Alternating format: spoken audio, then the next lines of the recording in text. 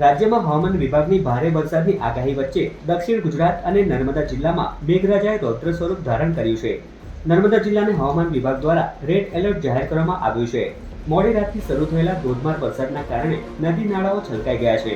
ત્યારે તિલકવાડા તાલુકાના સુરજીપુરા ગામથી ચિંતાજનક અહેવાલ સામે આવ્યા છે, જ્યાં અશ્વિન નદીના પૂરના પાણી ગામમાં ફરી વળતા મોટું સંકટ ઊભું થયું છે.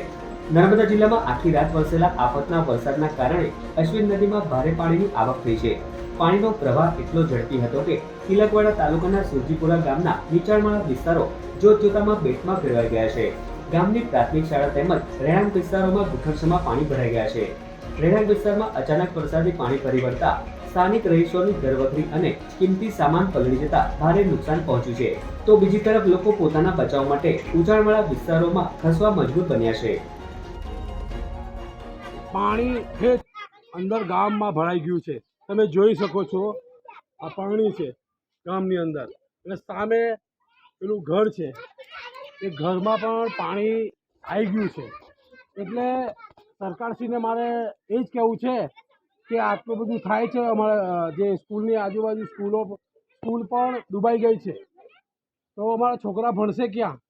એટલે સરક્ષક દિવાલ મૂકો. પ્લસ શું છે, જેને પણ નુકસાન થયું હોય, સામે ઘરવાળા છે, જુઓ પેલી બાજુ, એ અંદર પાણી આવી ગયું છે.